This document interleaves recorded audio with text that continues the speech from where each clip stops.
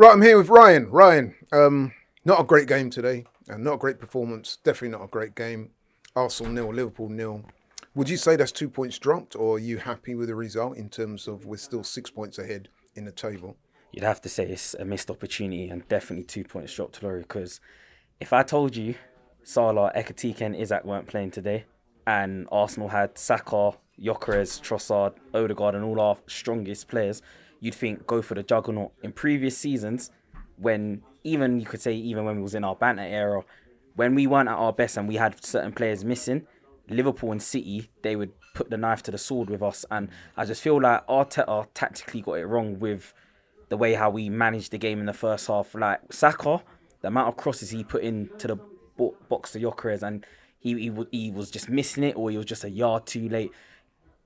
With Gyökeres, I feel like he was. Do you think that though? Because I thought that we didn't put enough crosses in the box. That was my personal opinion. We didn't, you know, we didn't put enough in, but the crosses that we did put in, we didn't make use of when Liverpool were trying to hit us on transition because you could see with how Arnslot set up, he set up very pragmatic in a defensive midfield. Yeah, they came for a draw. They came for a draw, so they weren't trying to play football against us. And a lot of teams are going to do that. I've spoken to other people here like Christian, and he had the same thoughts. Teams don't want to come and play football against Arsenal because if you set up open, we're just going to kill you on the counter-attack or open you up. But I just feel like in the first half, we just didn't do enough to put the pressure on. And we had our moments, but Liverpool, we didn't once really make Alisson go left or right or test him as much. Second half for me was very poor because What do you put that down to? Because I was expecting a little bit of a reaction in the second half. So was I.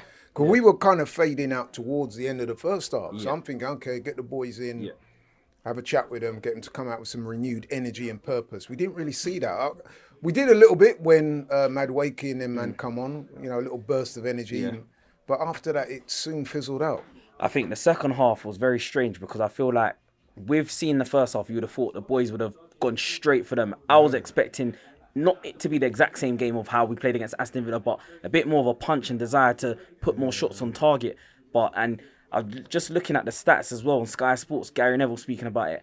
They had a lot more possession, and you would have thought they were so comfortable. You would have thought Emirates was their ground today. That's what's worrying as well. And Bro, there was one stage in that game when Liverpool were registering 75% possession. I'm like, wow. Listen, No team comes to the Emirates and does that to us. listen, from when I'm seeing LV screaming in the watch along, I'm telling myself, like, this is not good enough. But Madueke, Jason, Martinelli, when they came on, you did see bursts of spells in certain areas, but Van wasn't sustained. Dijk and Konate, I mean, you'd be lucky if they've broken a sweat tonight. I mean, they're thinking, bro, can I play against Gyökeres every week? And you just think, Nottingham Forest have put three past them.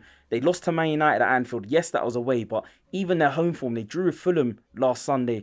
And you just think to yourself, this is a missed opportunity. We could have went Leeds a 8 week points before. clear. We could have went 8 points clear and put a real marker and a statement to the rest of the Premier League.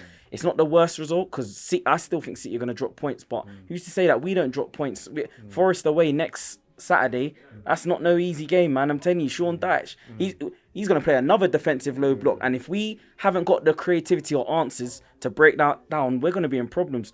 But this is where devil's advocate now. This is why I still have questions over Mikel Arteta, because in games like this, we normally have responded to being in pressurized situations, but games like this where I'm looking at Odegaard, Saka, especially Odegaard, you being the captain, grab the game by the scruff of your neck. And it's like, Odegaard's very busy at sometimes doing nothing, if that makes sense. And I just think to myself, when we play in between the lines, we don't cut teams open and we're not clinical and ruthless enough. I think today was a game I would have started Jesus preferably, and I would have started Eze. This was a sort of game where I wouldn't have blamed Mikel Arteta if he went with Rice, Eze and Odegaard, because the creativity aspect of our game just wasn't there today, man. And Liverpool You're right. are laughing. Although, to be fair to Mikel Arteta, when we played Villa, which is a similar type of game in terms of a top team coming to the Emirates, we dealt with them really well. So I'm thinking that he's thinking that that team worked last time against Villa. It was odds on going to work today. It didn't. I thought we looked nervous in the second half, man. The longer that game went on, the more we didn't seem to really go for it. There were times when we had passes that were on, wingers got past their defender and they checked back instead of putting the cross in. Very disappointing. You know what?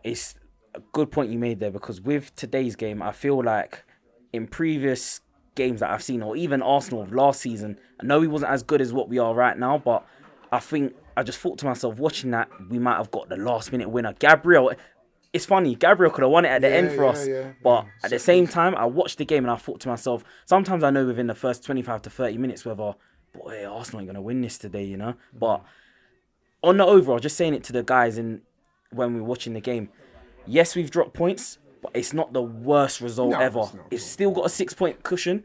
City got Man United at Old Trafford in the Manchester derby next Saturday, I think it is, yeah.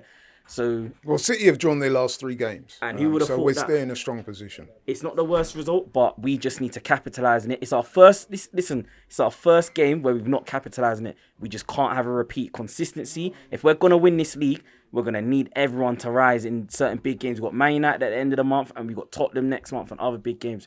We've got to now send a statement, man, because Arsenal, I don't even want to think if we don't win this league. Well, it's ours to lose, man. Ours to lose, but let's just hope that we maintain this, because a lot of the rivals will be laughing at us, man. You're going to see Talk Sport and those sort of people think, oh, they're gonna bottle it now and stuff. And I'm not even listening to any of that, because if we focus on ourselves and we take control of the controllables, we should win this league. But listen, for me, the only way how Arsenal don't win this league is if Arsenal shoot themselves in the foot. Arsenal can only mess it up themselves for me.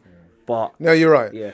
Well said, Ryan. Appreciate it. Listen, following football costs enough money already, so don't let your mobile bill mug you off. Rocket Mobile gives you unlimited everything for £16 a month. No nonsense. Powered by Vodafone and Free, plus exclusive content and prizes when you switch on over. Scan the QR code or click the link and put that cash back into football.